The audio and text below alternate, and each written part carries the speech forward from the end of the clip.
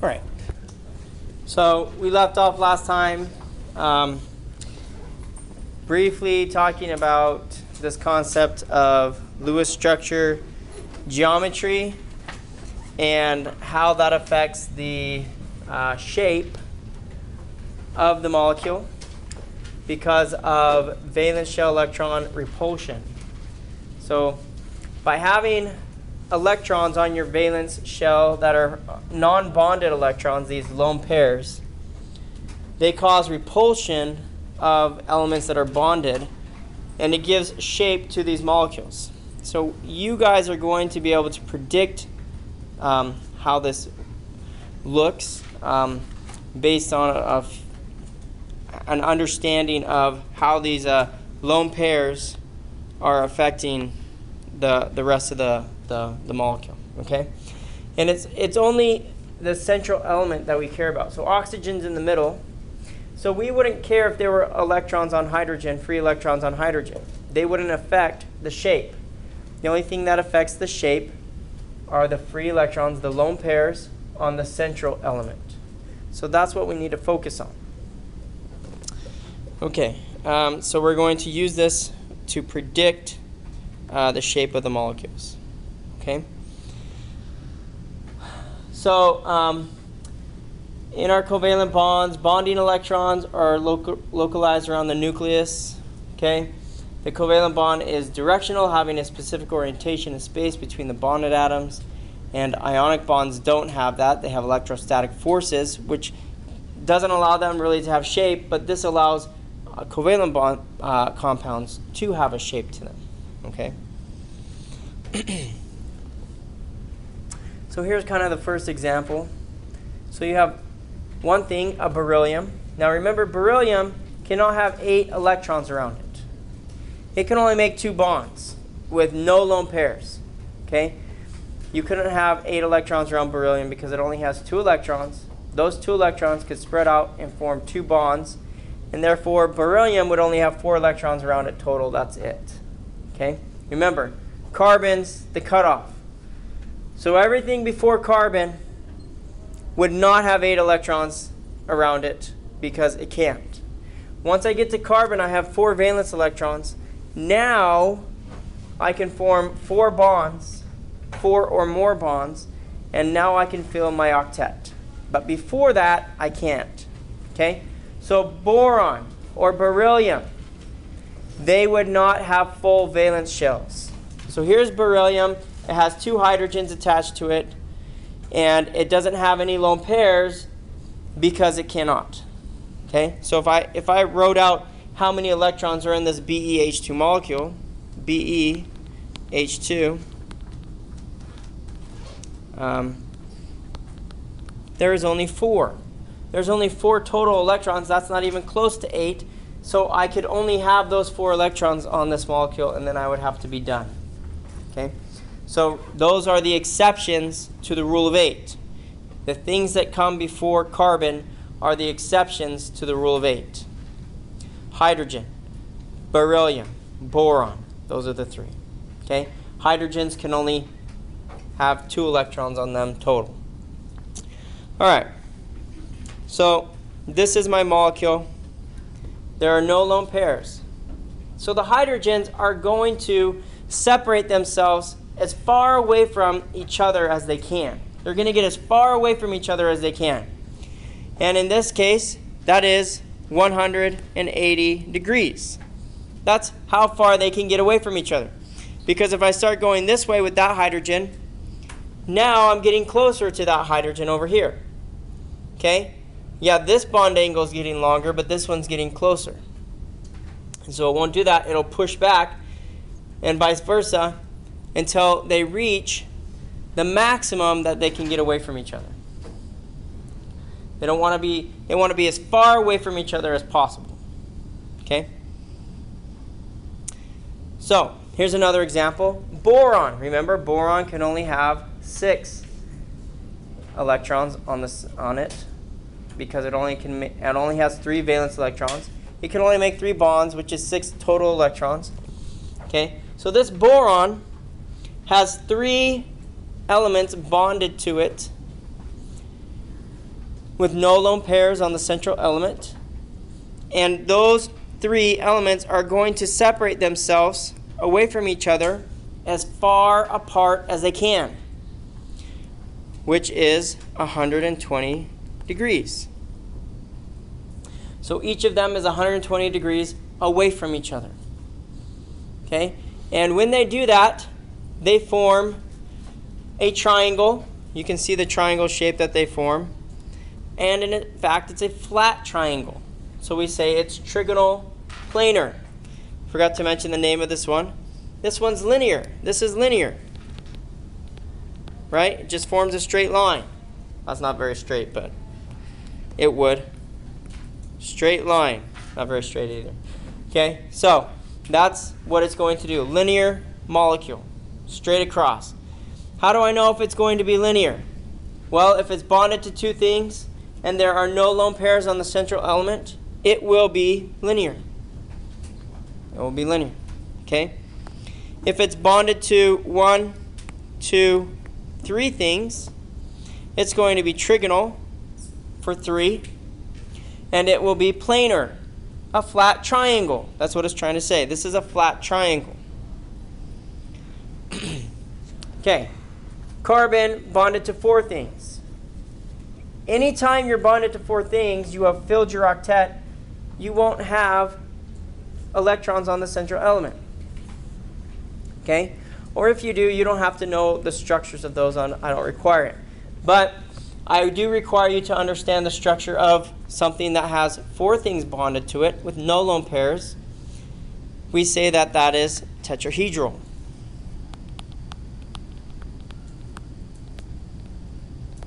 Okay? It is a tetrahedral molecule. And it forms this kind of tetrahedron shape here. Okay? There. So it's kind of this pyramid, kind of 3-dimensional pyramid kind of shape that it's making. Okay? Like this. It's better looking. Okay? And we say it's a tetrahedral shape. So you can now predict 3 shapes. None of them have lone pairs. Linear, trigonal, planar, and tetrahedral. Okay? So 2 things, 3 things, 4 things. Linear, trigonal, planar, tetrahedral. Okay, now what if you're bonded to 3 things, but you do have a lone pair on your central element? You see here, NH3 has a lone pair on it. That lone pair is acting as if it is something. Okay? So therefore, there's going to be repulsion of the hydrogens away from it. So before, these 3 hydrogens, they were up here, they were flat.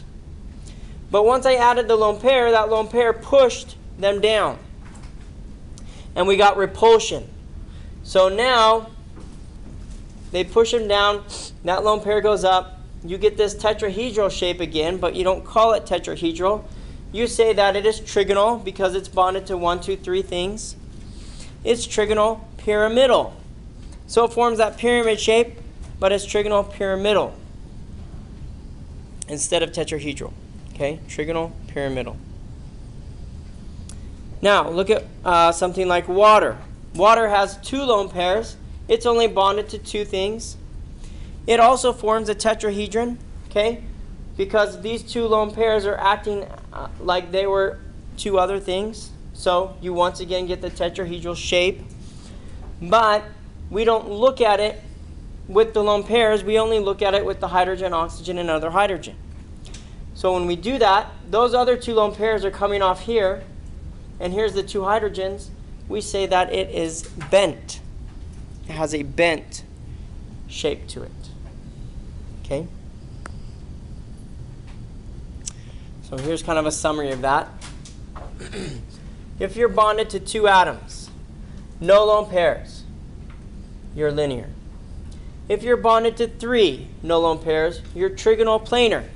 If you're bonded to 2, 1 lone pair, you are bent. So anytime you have a lone pair, it's going to bend those down. So if you have 2 things bonded to your central element, With no lone pairs, it's straight across linear, but if you add something, it bends it down. Okay? 4 things, no lone pairs, tetrahedral. 3 things, 1 lone pair, trigonal pyramidal.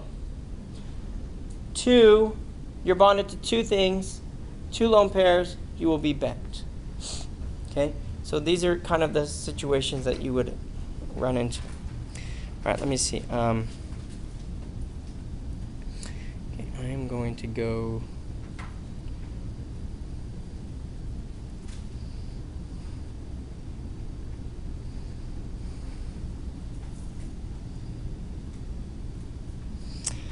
Okay, so here is a simulator that kind of demonstrates this. Let me show it to you.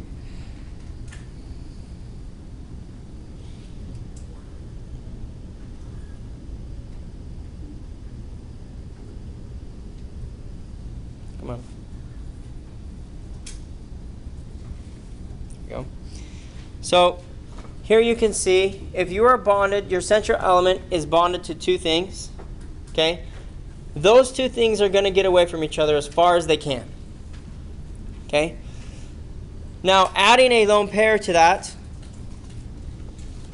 look what it does. It bends those 2 molecules so that they will repulse away from each other as far as they can. That's as far as that can get away from those electrons and as far as it can get away from that other element, whatever it is. Okay? So having that lone pair there causes repulsion. Adding a second lone pair, same thing. So this would be water. Water is bonded to 2 elements with 2 lone pairs. You can see that the molecular geometry here is bent. What about the electron geometry? Remember, it's tetrahedral because there's still 4 things here. So it has a tetrahedral geometry to it for the electron, including the electrons, but its shape is bent. So I can see that if I say don't show those lone pairs, I can better see this bent configuration. The lone pairs are still there, I'm just not looking at them. Okay? And see, I cannot pull one of these hydrogens. If I try to pull it one way or the other, it just bends back where it's supposed to be, as far away from each other as it can. Okay? If I had 3 things, I'll remove a lone pair. Actually, let's remove all of them. So here I'm showing this with no lone pairs, 3 things, and you can see it forms this triangle shape. Okay, and in fact it's pretty flat. It's like a flat triangle. Okay, but if I add a lone pair to it, see what it did to those? It bent them down. Now, whoops, I'm trying to do it here. Now,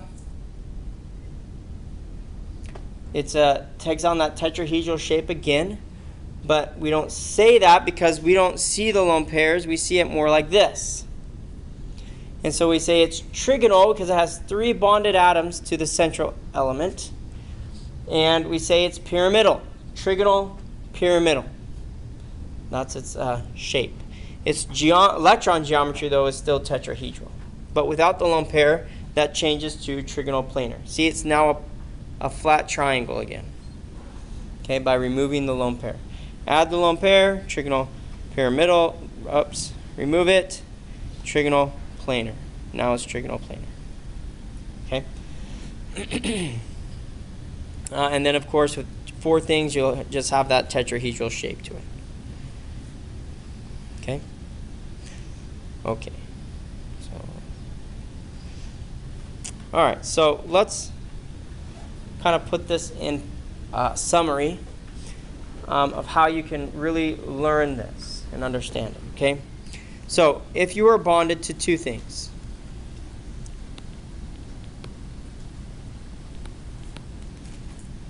okay? Well, let's first say if you're bonded to one thing, you're always going to be linear. There's just nothing you can do about that, because if you're only making one bond, okay, I can't do anything but be linear, right? That's all I can do. I can just be linear. So this is linear. It'll always be linear. That's what it is. Okay. So we don't even really talk about that one. So if it's making one bond, it's linear. But if I'm making two bonds from the central element, that means I have three elements making two bonds. Okay. Then I have two situations. Two bonds, no lone pairs. Two bonds, lone pairs. If you have no lone pairs, you're making two bonds, you have no lone pairs, you will be linear. If you are making two bonds, but you have lone pairs, you will be bent, because those lone pairs will bend those two things down. Okay? Now, if you make three bonds, no lone pairs, versus three bonds with lone pairs, no lone pairs, you're a flat triangle. Trigonal, planar. But you add the lone pairs, now you create a pyramid shape. Trigonal, pyramidal. Okay? And four things. You don't have to talk about lone pairs or no lone pairs, because if you are bonded to four things, you will never have lone pairs. Okay? Because you will have a valence shell of 8, and you're happy with that. So you're not going to add extra lone pairs. Okay? So four things will be tetrahedral.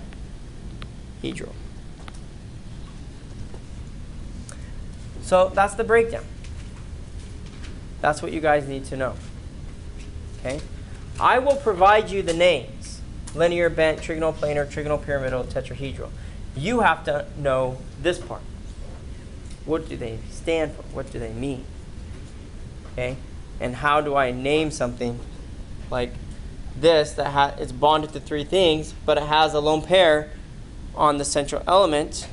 Okay? What's its shape? I have to be able to predict that. So, for example, Won't have a lone pair. I'm sorry? You said 4 won't have a lone pair. It will not, because four bonds creates 8 electrons around that central element, and it's happy with that. Okay, so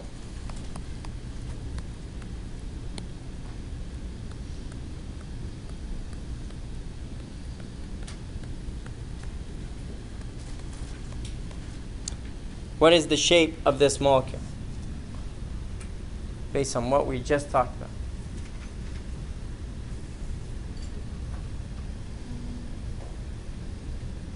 Three things. Does it have a lone pair? Nope. Three things, no lone pairs. Trigonal, planar. This is trigonal planar. Okay? Three things, no lone pairs, trigonal, planar. So it'll be that flat triangle shape. Okay? How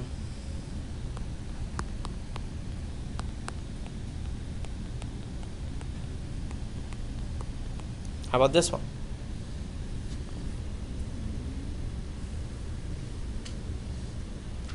Two things.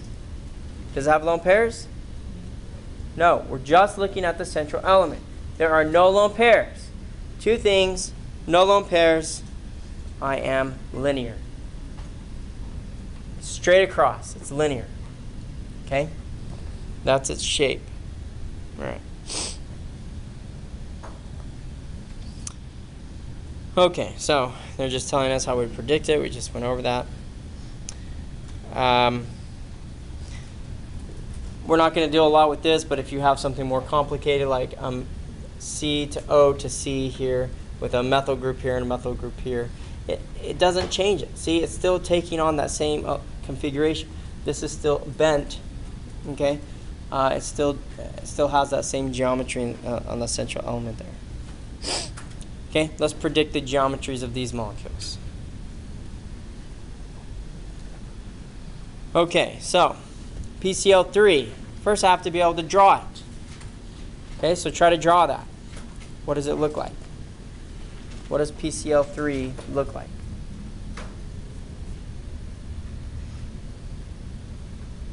Try to remember your steps.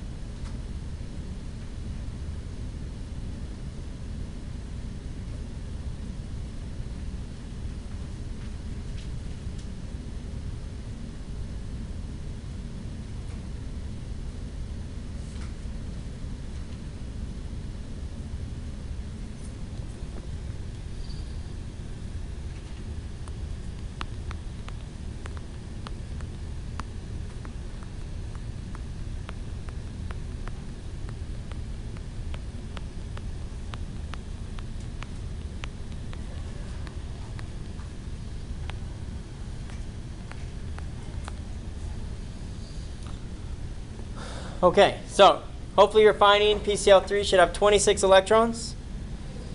I start my structure out like this. 3 times 8 is 24, plus the 2 electrons on the central phosphorus. That's 26. So this is my structure. I didn't have to do any manipulation. I just had to draw it. Okay? What is the shape of a PCl3 molecule? Well, the first thing you should be able to get for sure is that it is bonded to 3 things. So how does it start? How do I start it? Trigonal. Right? It's either trigonal planar or trigonal pyramidal. It's one of those. Which one? Is it the flat triangle or the pyramid shaped triangle? It's the pyramid, because the lone pairs are pushing those chlorines down. Okay? Pyramidal. 3 things, lone pairs, trigonal pyramidal. 3 things, no lone pairs, trigonal planar. Okay? Okay, try the next one. Try to draw that one. SO2.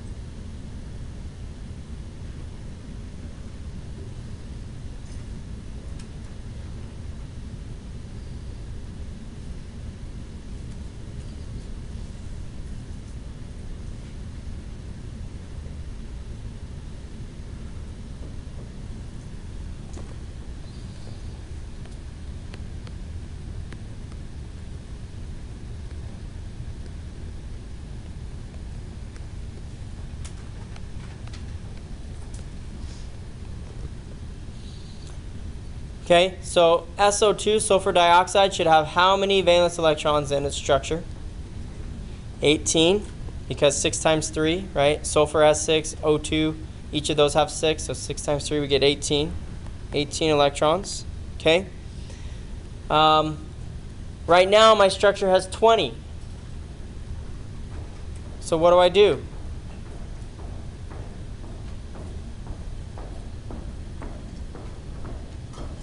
Wow, that's ominous.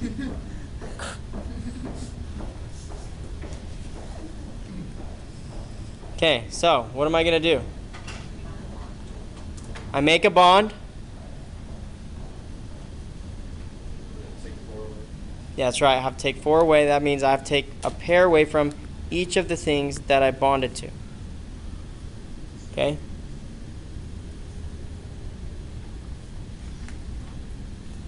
What is my shape?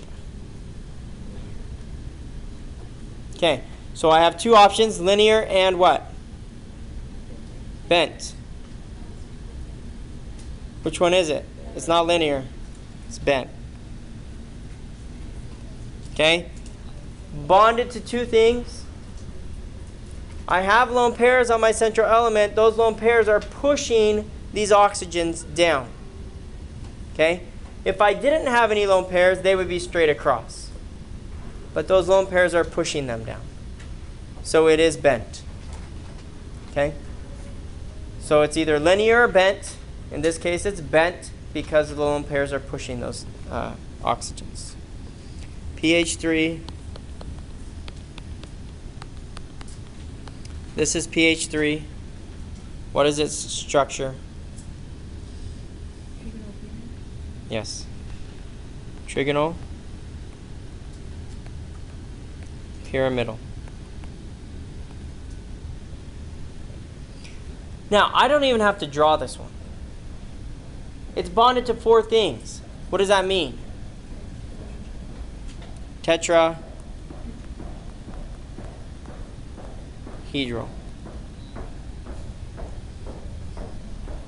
Okay? Tetrahedral. Well, you know when that guy's coming and going. Okay, so I didn't have to draw it. I knew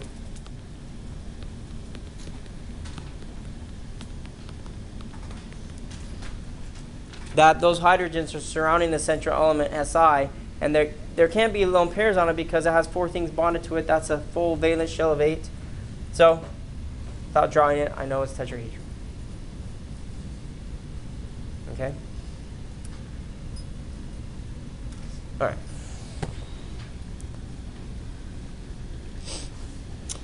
So, the shape that we are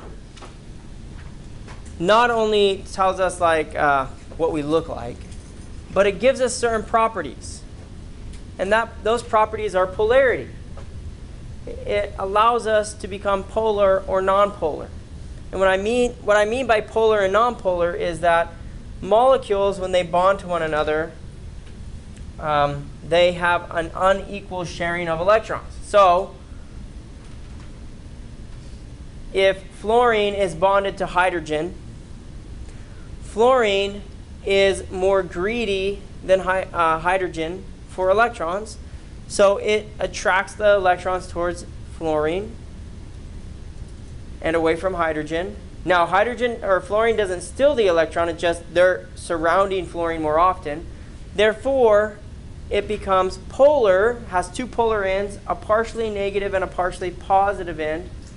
That gives it certain characteristics. So polarity changes characteristics of the molecules.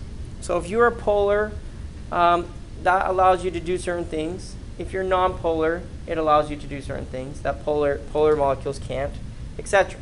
Okay? So it's good to be able to predict whether something is polar or nonpolar, because then we can predict other things about it.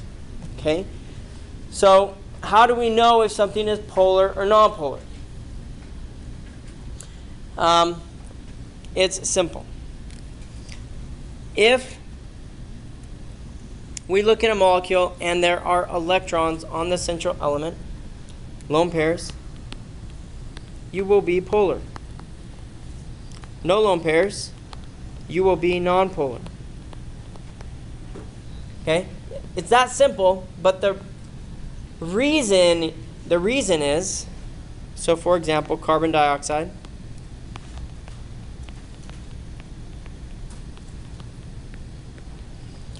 Carbon dioxide is a linear molecule. It has no lone pairs on the central element. Oxygen is more electronegative than carbon, meaning oxygen wants the electrons. It's pulling the electrons towards itself. There is a tug-of-war for those electrons. But because those electrons are spread perfectly, or the oxygens are spread perfectly across from one another, then when they're pulling for electrons, they're pulling against themselves. So nobody wins. The electrons stay put right in the middle, because one oxygen is pulling with the same force as the other oxygen, and those electrons will not move. So carbon dioxide is a nonpolar molecule. Even though carbon-oxygen would make a polar bond, it's a nonpolar molecule because those electrons don't go anywhere. They stay right where they are. Okay? However,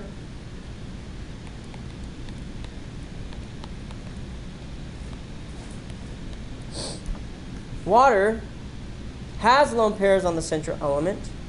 What is its shape? What are your 2 options?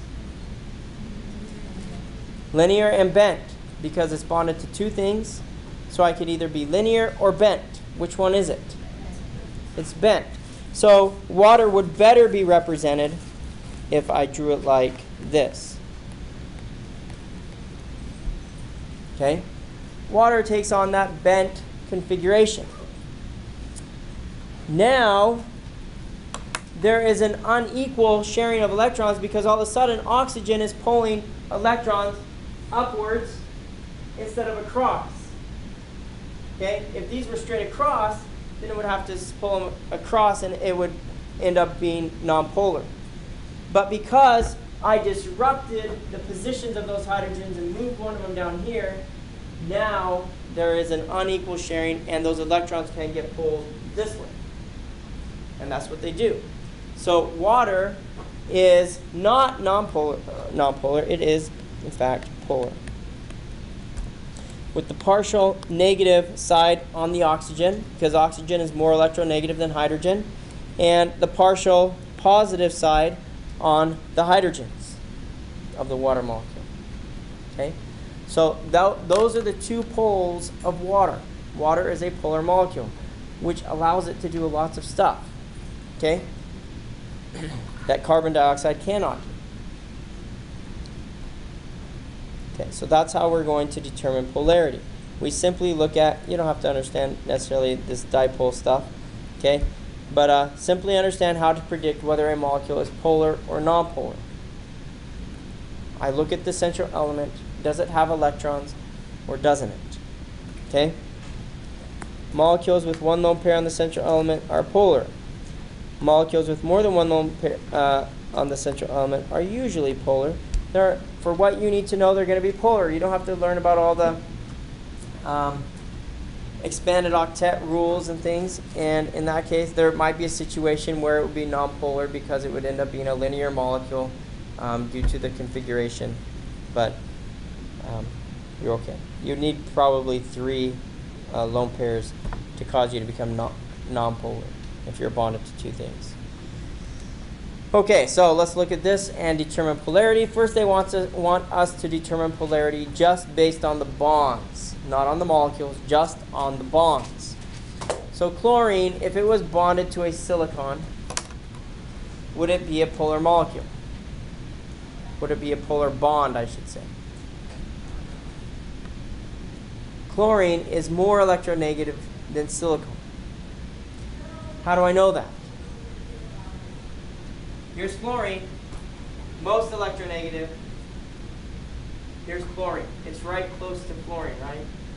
As I move this way, electronegativity decreases.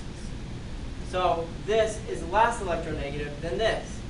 So yes, if silicon is bonded to chlorine, chlorine will attract those electrons towards it, and it will end up being polar. So this is a polar bond. Carbon bonded to hydrogen. Same thing, hydrogen is slightly less electronegative than carbon. So yes, there's a slight polarity to it, just a little bit. Okay? Carbon bonded to carbon. Who wins the tug of war? Carbon? Carbon wins. Okay? Nobody wins, right? So it is nonpolar because when you're bonded to yourself, that's it. You just have the same strength. So the electrons don't go anywhere. Sulfur bonded to chlorine, yes, there's a difference in electronegativity, so it becomes polar. Okay, that's just bonds, individual bonds. But now let's look at the molecules. O2. Whenever you are bonded to yourself, the electrons cannot move. You will end up being what? Nonpolar. Nonpolar. Fluorine bonded to hydrogen.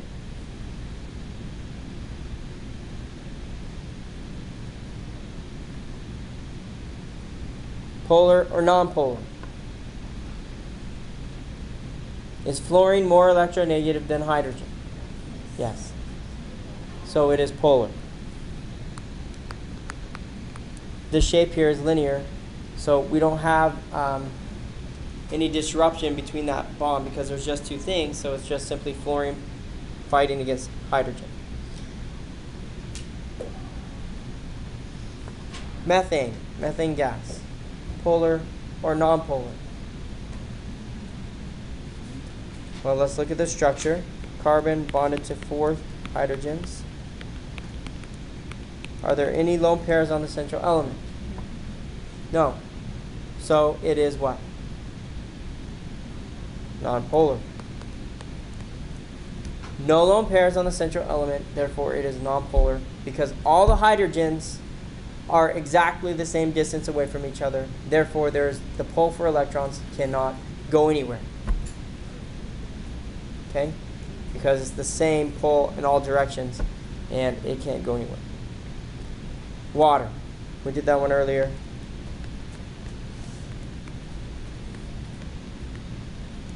Polar or nonpolar? Polar. Because there are electrons on the central element of that water molecule. It is therefore polar. Okay? Okay. So, the polarity, non-polarity of these molecules allows them to attract to themselves or not.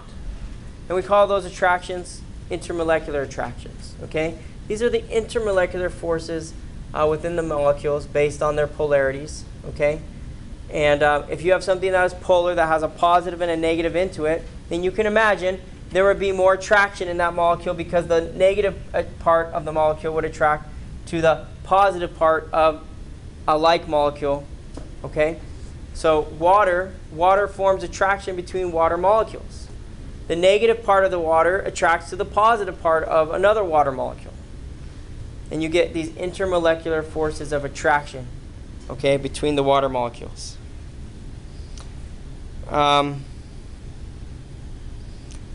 Solubility has to do with these forces of attraction. And there is a saying, like dissolves like. What that means is that if you are polar molecules are soluble in polar solvents. Nonpolar molecules are soluble in nonpolar solvents. So you take oil and water, you put them together, they don't mix, right? Why? Because water is polar and oil is nonpolar. They won't mix. They will separate. There is no attraction between the molecules of those two entities, so they're not going to come together. They're going to repulse one another and get away. Okay? NH3 and H, and water. Oops. OH. Okay? Are those both polar molecules? Is NH3 a polar molecule?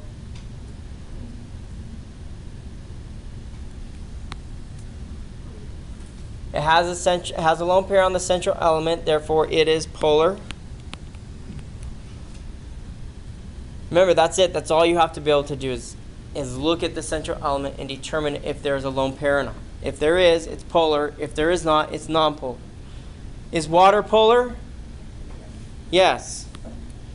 So will ammonia dissolve in water? Yes. Like dissolves like. Polar dissolves in polar. So they will dissolve in one another. Okay? They will. So here you can see those attractions. The ammonia attracting to the hydrogens. The nitrogen part of the ammonia attracting to the hydrogens of the water. And so forth. Based on those, the polarities. Okay? The nitrogen is partially negative. The hydrogens here are partially positive. So they form an attractive force. And they will dissolve in one another. They will. Okay? Now, these attractive forces in water. Okay, do you see how there are attractive forces between water molecules and between the nitrogens and the hydrogens of the water and the ammonia? Those are a special type of bond. Or intermolecular force, I should say. That's a special kind of intermolecular force. It's called a hydrogen bond. Okay? These are called hydrogen bonds. Hydrogen bonding only occurs on 3 elements. Fluorine, oxygen, and nitrogen.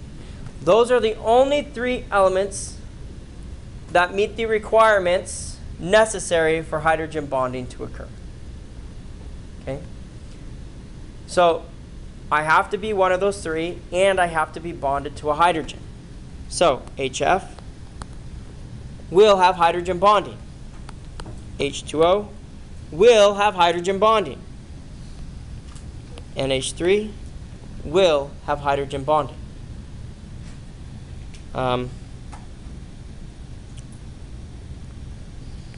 N2, F2, O2 will not have hydrogen bonding.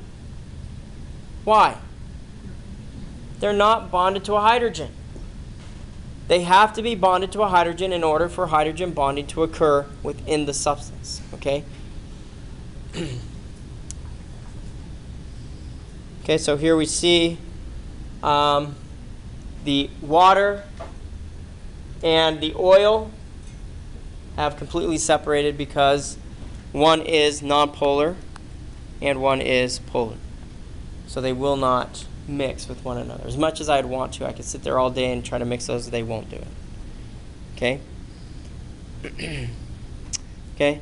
All right. Yes. Okay, boiling points and melting points. So when we talk about boiling points, okay, or the melting points, we're talking about the energy that is required to overcome these attractive forces that are between molecules. So polar molecules have stronger attractive forces between them because they have positive and negative ends to them that will attract more strongly. Nonpolar molecules, they don't attract to one another very well. So they're not going to stick. So you can kind of think of things that are polar as sticky substances. Okay, most sticky substances, in fact, are polar. Sugar is really sticky, right? It's because it's polar molecule. It's really sticky. Okay, water, you wouldn't probably think of it as real sticky, but they stick to one another. Okay, there are forces of attraction. Water molecules will stick on the sides of glass. They will stick on your fingers, little beads and things. Okay, so they have those polar attractions. Whereas things that are nonpolar are more the greasy, slimy kinds of things that don't allow for that stickiness. All right. So those molecules, those greasy, non-sticky molecules, they don't hold on to one another very well. So most things, excuse me, that are nonpolar, they won't attract to one another at high temperatures like room temperatures. So at room temperature, those molecules will not stick to one another because there's too much energy in this room, the temperature's too high, they're going to evaporate. So in this room is lots of oxygen gas, nitrogen gas, those gases that we breathe. Why are they gases at room temperature? Because they're non-polar molecules. They don't stick to one another. But your water is in liquid form. Why is it in a liquid form? Because the forces of attraction are grabbing water molecules and condensing them at these temperatures. They hold them together in a liquid state at this temperature of room temperature. Okay? So, polar things like water grab onto one another better, and so will have, they will not be gases at room temperature. Okay? Whereas the nonpolar things usually are.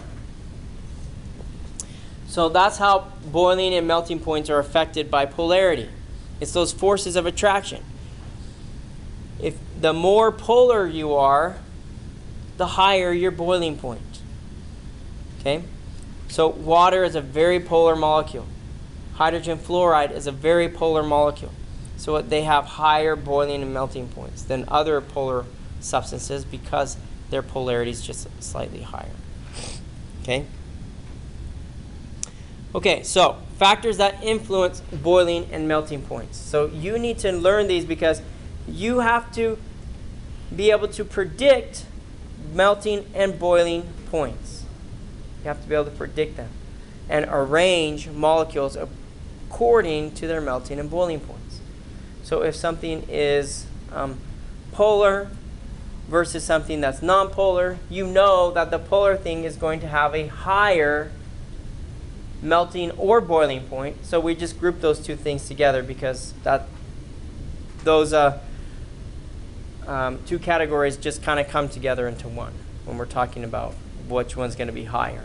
Okay, they're going to follow the same guidelines. So the other factor is your molecular mass. So the heavier you are, the stronger the forces of attraction, and therefore you will have higher melting and boiling points. Okay, with some exceptions, only in the polar group. Okay, and we'll look at that. So let's take a few molecules here.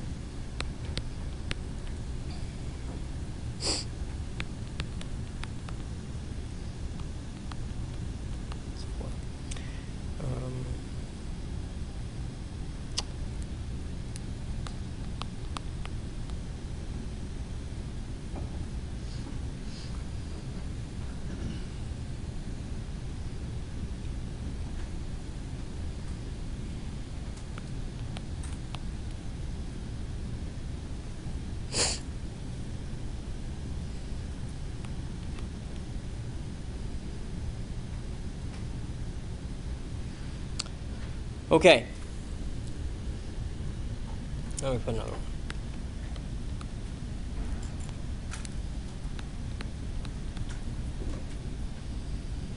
Okay, this is my list, and I want to arrange them by boiling and melting point using these criteria. Okay? So the first thing I need to do is I need to identify them as either polar or nonpolar. So, carbon dioxide, CO2, is it polar or nonpolar? Polar? Okay, so let's draw it. This is carbon dioxide. It's nonpolar. No lone pairs on the central element, so it's nonpolar. Methane, CH4. 4 things bonded to the central. Does it have any lone pairs on it? Nope. Nonpolar. PCl3. PCl, Cl, Cl.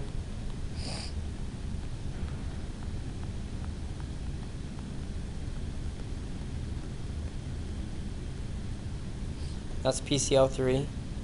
Polar or nonpolar? Polar. This is a polar molecule. SO2.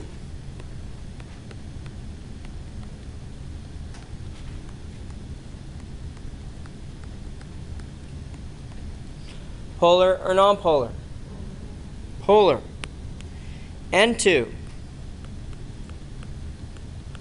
don't have to draw this one, but I am. Nonpolar. When you're bonded to yourself, you can only be nonpolar because you can't steal electrons away from yourself. You have the exact same pole, 4 electrons. So this is nonpolar. Water. Polar. Sodium chloride.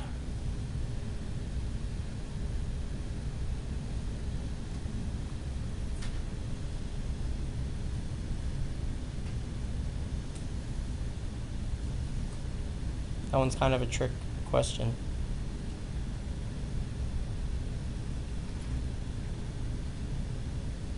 Nobody?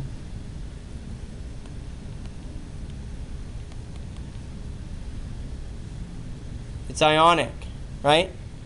That is not a covalent compound, so you don't have to determine polarity. It's ionic. So how do I know it's ionic?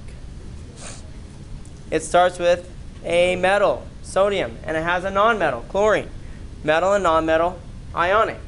So that's an ionic compound. Guess what? Ionic compounds have boiling and melting temperatures way, way, way, way, way higher than any of these molecular compounds. So it would go right to the top of the list every time. Okay, so if you have an ionic compound, just put it right to the top. Sodium chloride. Okay, so ionic is my first group. And then I'm going to go to a polar group. And then I will arrange them by nonpolar. So I have identified my polars, 1, 2, 3. Okay? Now, this criteria is telling me that I need to arrange these by mass, which is the heaviest of those. Look at phosphorus. 1 phosphorus weighs how much? 31. And it's bonded to 3 chlorines, which weigh 35.5. Okay? Versus 1 sulfur, which weighs 32, and 2 oxygens, which weighs 16. Which one's going to be heavier? PCl3. Okay? This one's the heaviest. Then this one.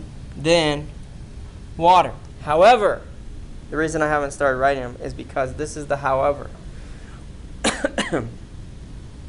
What do we know about polar compounds that have oxygen bonded to hydrogen? What do they do that's special?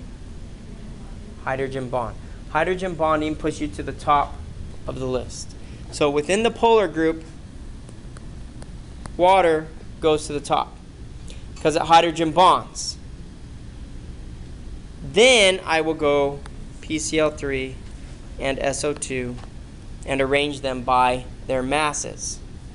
Okay? PCl3 is heavier than SO2, so it goes on top. Okay? Now I get to the nonpolar group.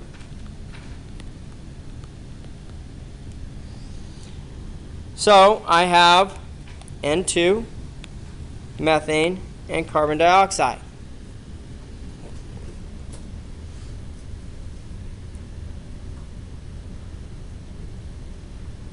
Which one's the heaviest? Which one again? I'm sorry. Okay, so carbon weighs 12, and each hydrogen weighs how much? 1. So that's 12 plus 4. 16. Okay. So methane, CH4, only weighs 16 grams. How much does N2 weigh? 28. Okay. How much does carbon dioxide weigh? 16 times 2 is 32, plus 1 carbon, which is 12. It's like 44. Okay. So we have 44. We have, where are we? 12 plus 16, and we have 28. Okay? So which one goes to the top of the list? CO2. Then,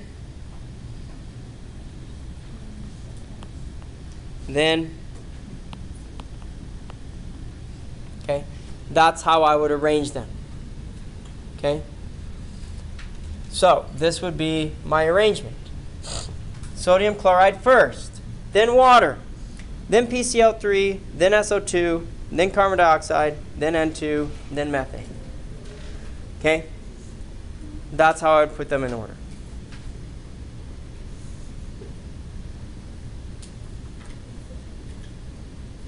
Now, a lot of people struggle with this, so if you have a question about it, please ask. Yes? I thought when you did polar, you said that if it has a hydrogen, you put it at the very top. Is that for non-polar too? Or is it Just for polar. Okay, and it's just for polar, and it's only for things that hydrogen bond. Not that it has a hydrogen. I don't want you to get confused by that. Not that it has a hydrogen. It has to hydrogen bond, and there's only 3 elements that hydrogen bond: oxygen, nitrogen, and fluorine. And they have to be bonded to a hydrogen to be able to hydrogen bond. Okay? All right. That's how I'm going to do this. Okay?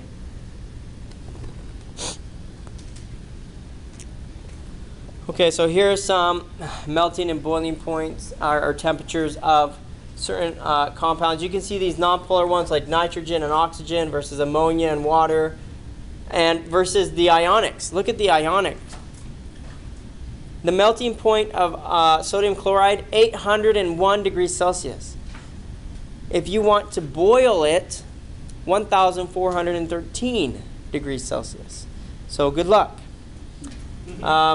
Water melts at 0 and boils at 100. That's what our Celsius scale is based on. Okay, that's boiling and melting temperatures of water. These two nonpolar things, nitrogen and oxygen, have very, very, very, very, very cold melting and boiling temperatures. Right? So negative 210, 219, negative 196, negative 183. That's very cold. Okay.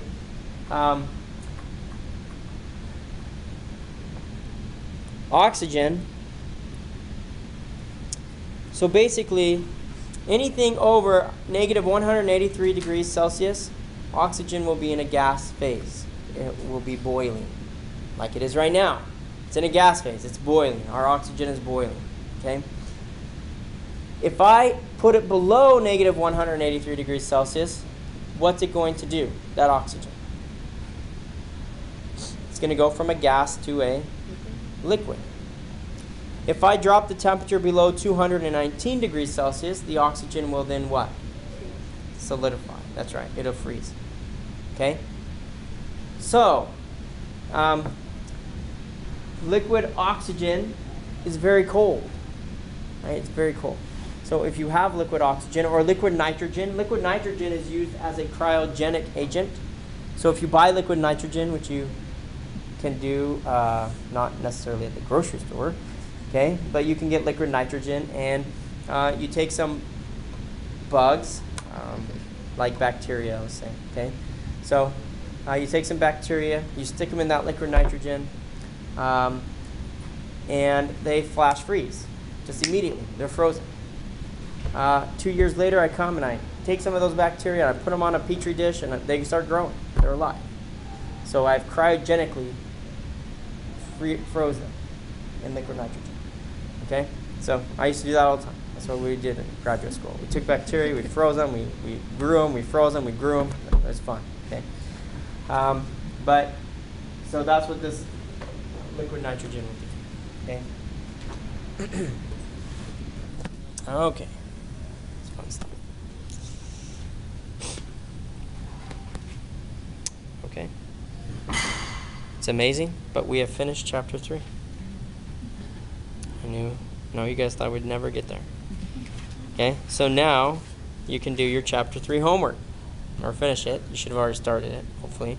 Now you can finish your chapter 3 homework. And let me just say, I have posted a quiz online. The quiz will be taken not through Connect, but through Canvas. You just click on it and you can take it. It's a timed quiz. It's once you start it, you have 40 minutes to finish it. Okay? So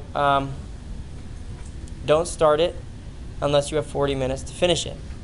It's going to give you 15 questions, and those 15 questions have sometimes multiple parts to them.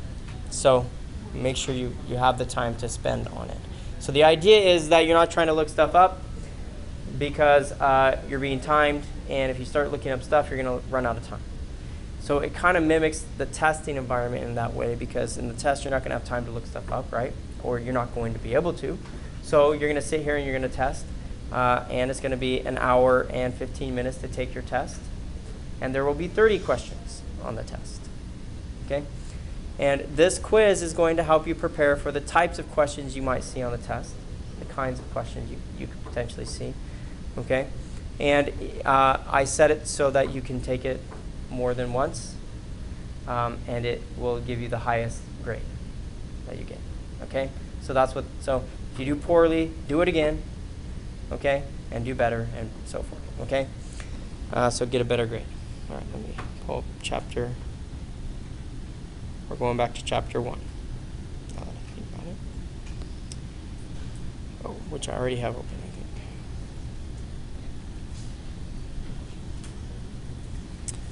Okay, so. I was doing the connect stuff because I thought that was our homework, and I It is. found out I wanted to listen to the first one, so let's do another one where you can check your work. But I don't know when it's out. Like I clicked chapter 1 homework and it says there's no description of this assignment. So I just assumed it was the connect. Chapter 1 homework you should have a connect assignment for that, but it's already been. Did I check for chapter 2? So you've clicked on the assignment and it doesn't say launch, and then you go to Well, I'll go to that and then I'll do like chapter 2, like homework. Oh, that one is a chapter like the smart Like book. practice. Oh, that's the That's Learn not the Smart. homework. That's not necessarily a homework assignment. That's a reading assignment, but it's graded, so you have to do it. So I'm doing, I guess, the other part wherever that's at. the homework, it'll say homework HW. It'll say chapter 1 HW or chapter 2 HW, chapter 3 HW. So that's how they're distinguished. The other ones are just like the Learn Smarts are the reading assignments Yeah, and I was really for the reading. Yeah, But you did it? Homework chapter 1. And I thought it was the connect, learn smart. But it wasn't. Apparently. Oh, the chapter 1 homework. Yeah. You missed the chapter 1. Well, go ahead and go do it. It's still open. Yeah. And do it. Get it turned in. And then if it doesn't update your grade, let me know. You had a question? Yeah, it's not For the homeworks? yeah. We're not setting due dates on the homeworks because we've run into complication with due dates on it. So we're just leaving them open. But I will start putting zeros in the grade book. Okay? Like I did. That's why you guys were like, oh, wait, what happened? Okay? Because you hadn't done it, so I went ahead and put a 0 in there because it should have been done already. In fact, chapter 2 should already be done. And pretty soon I'm going to put a 0 for chapter 2. And that you should be already at least halfway through chapter 3. You should have started it. And we've now finished chapter 3, so I would expect you'll get chapter 3 done pretty quick. Otherwise, you're going to end up being really far behind, and you're going to run out of time, and it's going to affect your grade greatly because once the test comes, it's too late. You haven't prepared well for it, so you're not going to do well. Okay? You need to do the homework so you can do well in the test. Okay? But that quiz is also going to help you prepare, so make sure you find a time to take that quiz. The quiz will be due right before the test. Okay, so you'll have a little bit. Now that has an actual due date. You have to get it done by the actual due date. Okay, because it will close, and you will not be able to access it after that due date. So make sure you're aware of the due date for that, and that you're taking it before that due date. Okay. Okay, so in the last few minutes, we're going to jump back to chapter 1. Okay, and next class, what I'm going to do is I'm going to have you guys take I know some of you saw a math assessment early on in the semester, right? So we're going to start to get into the math part of chemistry. So we're going to take, beginning next class, we're going to take a short math assessment. And so I'm going to open that up next class. So you guys can you can do it on your cell phones or whatever. Bring your phones in, and you can take it, or a device, a computer if you want, whatever. Okay, and you can you'll be able to take that assessment on there. It's going to grade it for you, and it's going to tell you how you did. And the types of questions that it's asking are the types of math questions you're going to encounter here in this course. So it's telling you basically if you're prepared for those types of questions or not. If you're not, it's okay, because I will give you a printed copy of the assessment, and you can take that to the tutor, go down with them, and get it signed by the tutor that you worked with them on those questions. that you were having trouble with. They will bring it back to me, or bring it back to me signed by the tutor, and then I will open up that assessment again for you, and you can take it and do better. It's going to give you, so it's going to give you new numbers and different things, so you know you're going to have to really know what you're doing. Okay? So, but it'll give you another chance, and then if you still don't do as good as you want to, then we can go through that process again until you're satisfied with your grade. It's going to be 10 questions.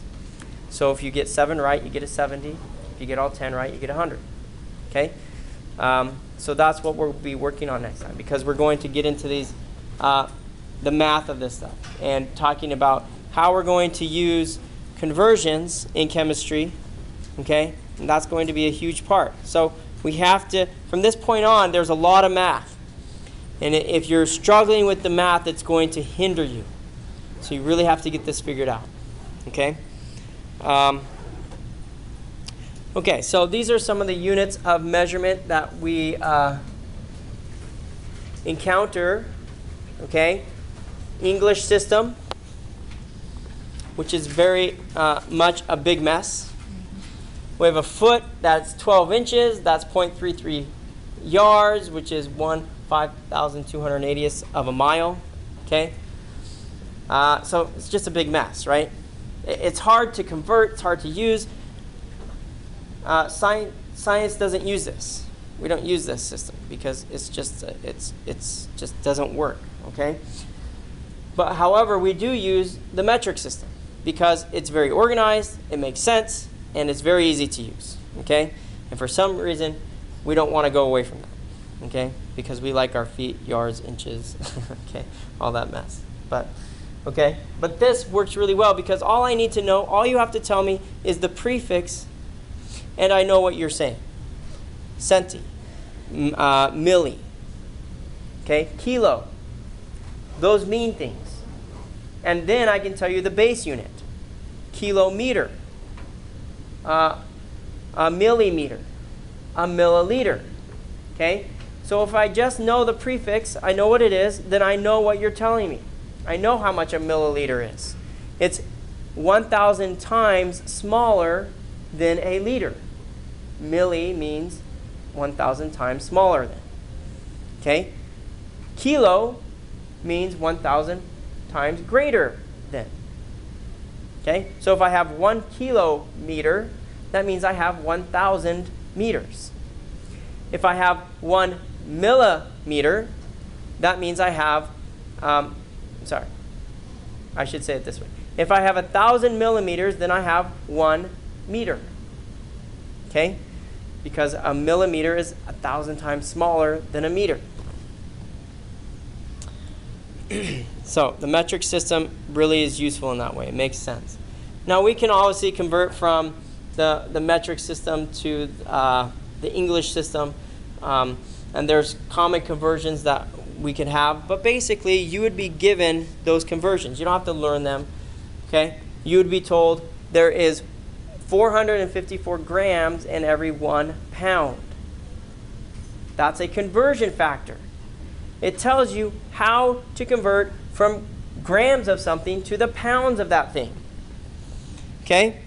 So if I was given 36 pounds and I wanted to know how many grams there are in 36 pounds, then there is a simple procedure that I will follow to be able to convert this. First, I find my conversion factor. There it is. I set up my conversion. I am going to multiply 36 pounds by my conversion factor, by this. So how do I know what goes on top? Well, the thing I want to get to. I want to know how many grams there are in 36 pounds. So grams goes on top, pounds goes on the bottom. There are 454 grams in every 1 pound. The pounds cancel. I'm left with grams. 36 times 454 is going to tell me the amount of grams there are in 36 pounds. Okay? That's the procedure. That's the procedure every time.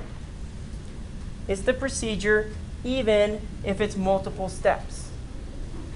Okay? So let's say I wanted to go to milligrams.